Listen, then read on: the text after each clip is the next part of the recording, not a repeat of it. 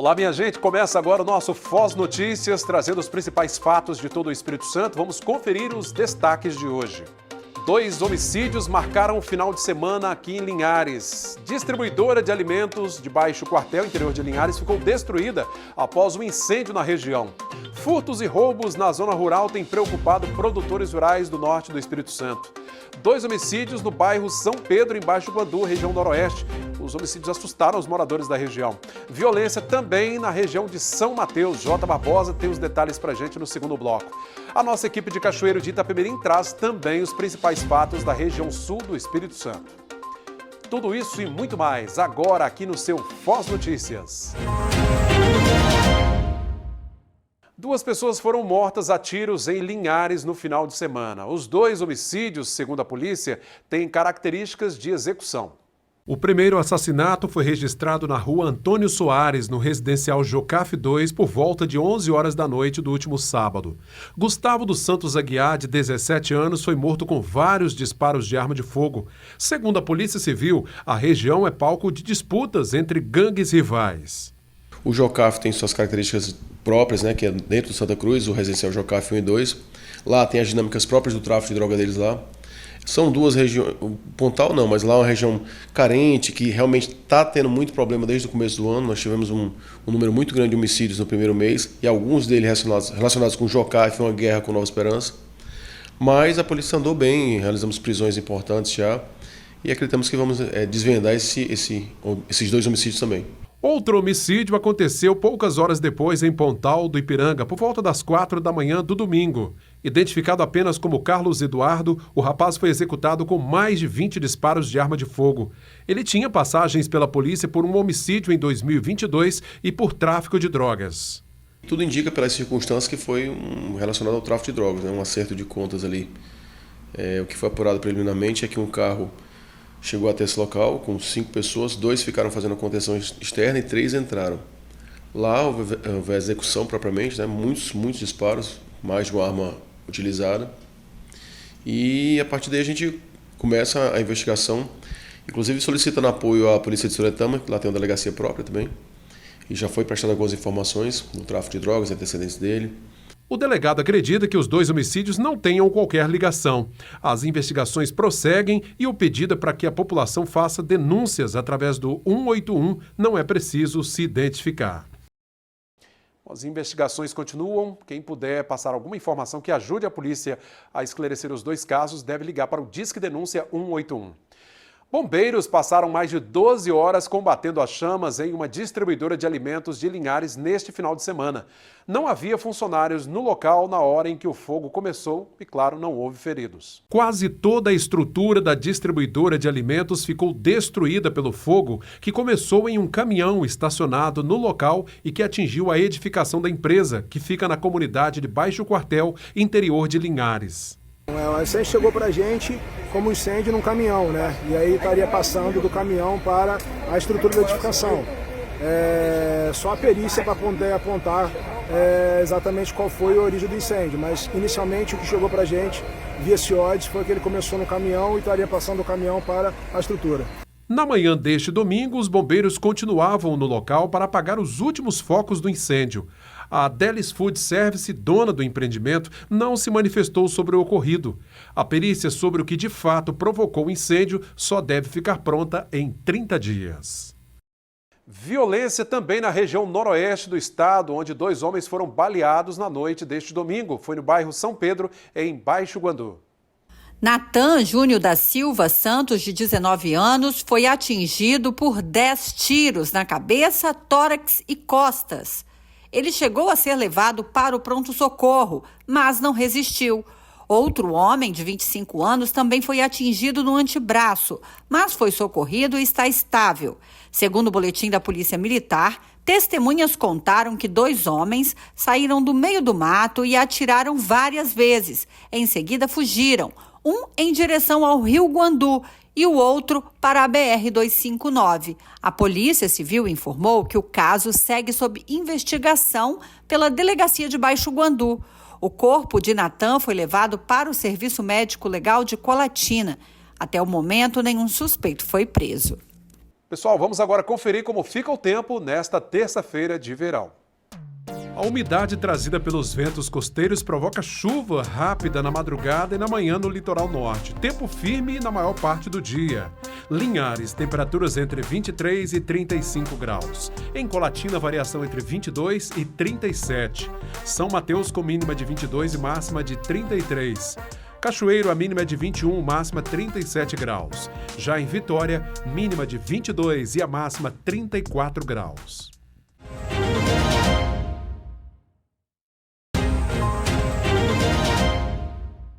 Voltamos com o nosso segundo bloco do Foz Notícias de hoje. Na semana passada, a polícia prendeu 2 homens acusados de furtarem 400 quilos de pimenta do reino em Rio Bananal. Esse tipo de crime tem sido comum na região e a insegurança no campo tem preocupado os produtores. Vários furtos têm sido registrados na região norte do Espírito Santo. Dias atrás, cerca de 400 quilos de pimenta do reino foram furtados de uma propriedade rural. A polícia agiu rápido e recuperou a carga. E caso suspeitos tivessem sucesso no furto, o prejuízo seria de mais de R$15 mil para o produtor. Então, esses criminosos estão aproveitando essa alta desses produtos para poder furtar e roubar e fazer dinheiro fácil. Então, hoje o quilo da pimenta é em torno de R$40, e então eles aproveitaram essa oportunidade para poder roubar, furtar esses objetos e vender no mercado.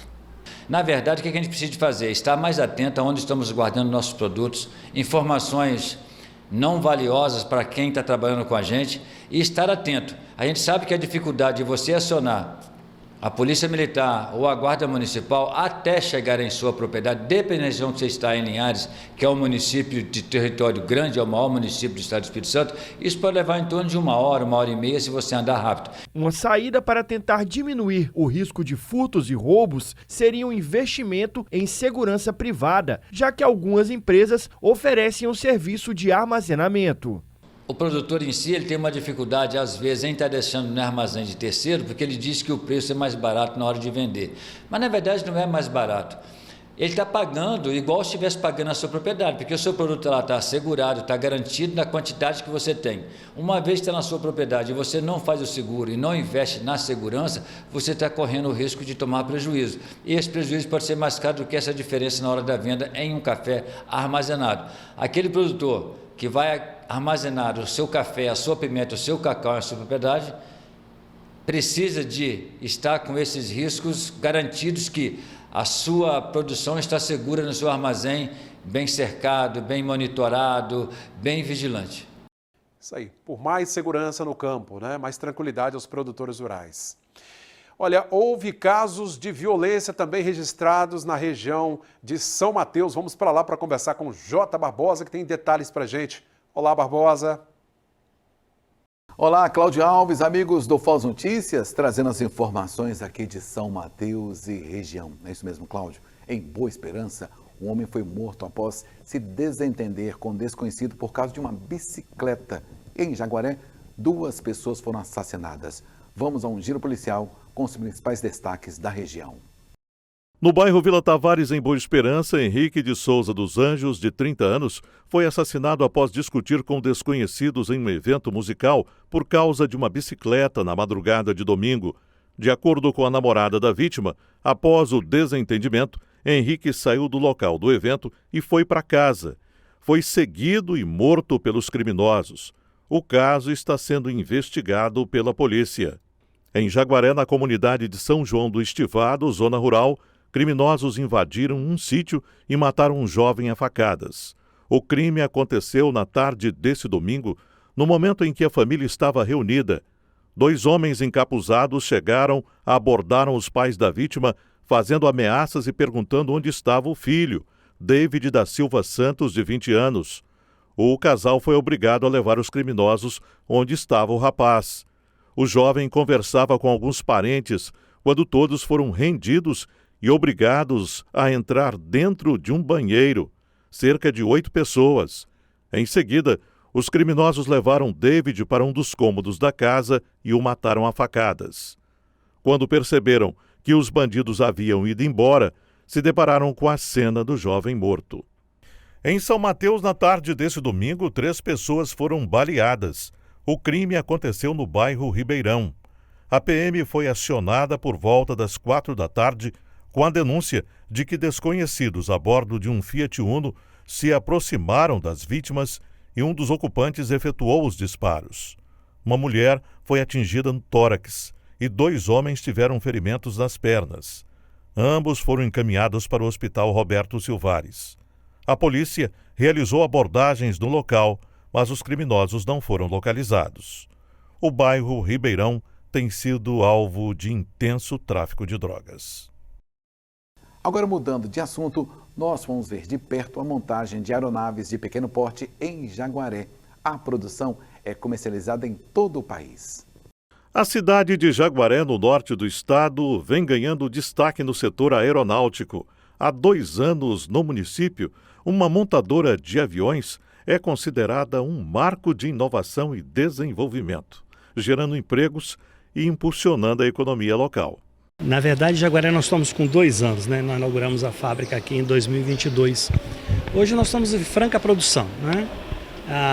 Temos trabalhado para cada 90 dias ter uma aeronave produzida e já entrando no mercado. Então, assim, a estimativa para esse ano são de 10 aeronaves para esse ano. De acordo com o Brás, antes do início das atividades na fábrica, uma equipe de profissionais brasileiros foi capacitada diretamente na fábrica africana, recebendo treinamento especializado para garantir que os padrões internacionais de qualidade fossem seguidos à risca.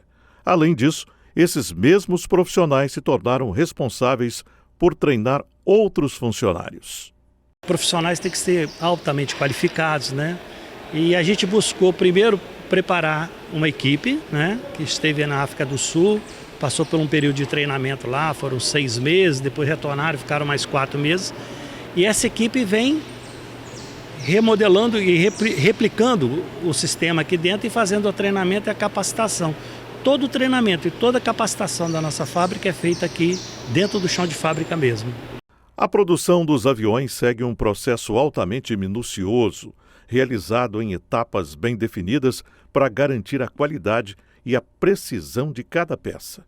Cada unidade é montada com extremo cuidado e a montagem não é um processo simples. As partes do avião, como as asas, fuselagem e os componentes de cabine, são inicialmente enviados da África, onde são fabricadas, com tecnologia de ponta. No entanto, o processo de montagem ocorre diretamente em Jaguaré. Quando prefeito, eu ajudei aos empresários, na época que queria trazer essa montadora de pequenas aeronaves para São Mateus. E depois eles acabaram vindo para Jaguaré, mas está na cidade vizinha, está gerando emprego. Então isso é isso que o Brasil precisa. O Brasil precisa de pessoas que geram emprego para poder esquecer também um pouquinho o que é Brasília, porque se você ficar envolvido, né, no que se faz em Brasília, as pessoas não trabalham. E isso aqui é um exemplo de uma empresa que... Quem diria que Jaguaré ia ter uma empresa que ia montar pequenas aeronaves? Então é o empresário que investe, é o empresário que gera emprego e assim o Brasil anda. O impacto positivo da montadora vai além da economia local. A iniciativa tem atraído o olhar de investidores para o norte do estado.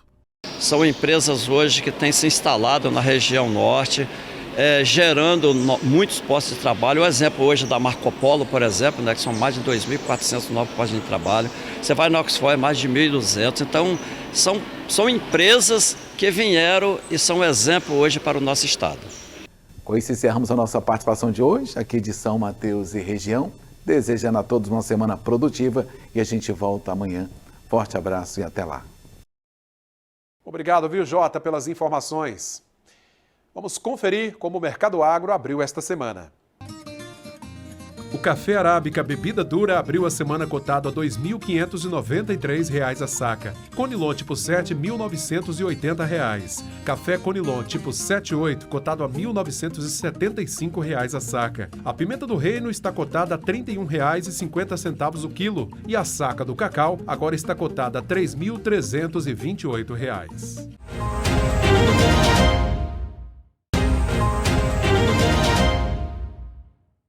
Voltamos com o nosso terceiro e último bloco de hoje. Em Anchieta, no sul do estado, um incêndio atingiu uma área em que a prefeitura deposita entulhos. Foi no bairro Cantagalo. O fogo começou na noite de domingo.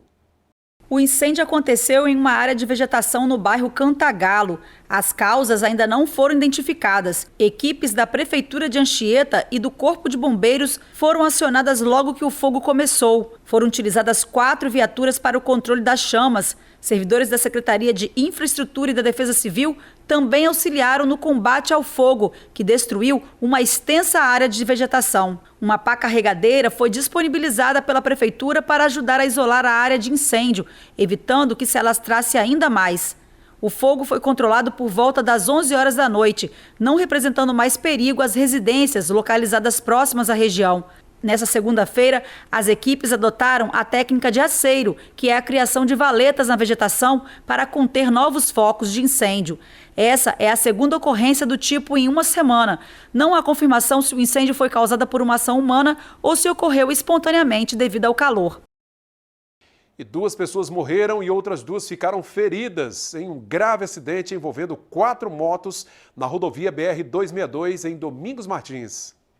O acidente aconteceu no quilômetro 78 da BR-262 em Domingos Martins. As batidas envolveram 4 motocicletas de alta cilindrada. 2 pessoas morreram na hora e outras 2 ficaram feridas. Equipes do SAMU foram chamados para a ocorrência. O helicóptero do Notaer também colaborou com o resgate às vítimas. De acordo com a Polícia Rodoviária Federal, 2 condutores estavam seguindo em direção à Vitória, enquanto os outros 2 iam sentido Minas Gerais. Uma das motos que estava seguindo para a capital perdeu o controle, ocasionando uma sequência de colisões com as outras motocicletas. As 2 vítimas que não resistiram são o enfermeiro Michael Jones Lopes e o gerente comercial da Vitória Motors, Christian Costa, que havia assumido o cargo há menos de um mês. A pista foi totalmente interditada e liberada por volta do meio-dia. As outras 2 pessoas feridas foram encaminhadas ao hospital em estado estável. Não há informações sobre o estado de saúde atual delas.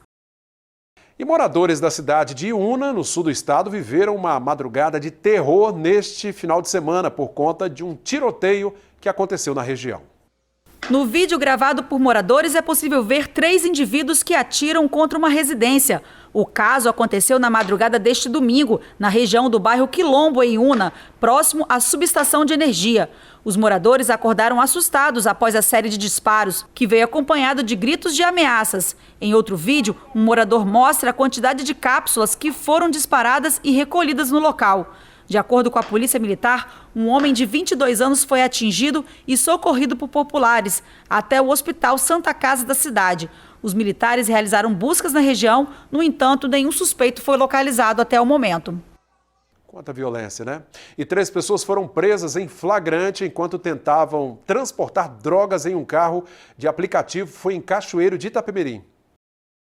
Segundo a Polícia Civil, uma equipe da Polícia Militar foi verificar uma denúncia anônima e encontrou 2 mulheres e um homem colocando caixas no porta-malas de um carro. Durante a abordagem, foram encontrados 447 pinos de cocaína, 462 pedras de crack, 745 gramas de maconha, pinos vazios, uma balança de precisão e material para embalo. O motorista afirmou à PM que havia sido acionado para uma corrida e não sabia sobre o conteúdo transportado. Porém, de acordo com a Polícia Civil, ele também foi conduzido à Delegacia Regional de Cachoeiro de Itapemirim, junto com as 2 mulheres, e autuados em flagrante. A gente vai terminando aqui. Eu agradeço a você pela companhia de sempre, agradeço a equipe de Cachoeiro, né? Roberta Michalski e os colegas de Cachoeiro pelas informações do sul do estado, direto de São Mateus, J. Barbosa, que também nos trouxe as informações da região norte. Continue sempre ligado conosco, até a próxima edição.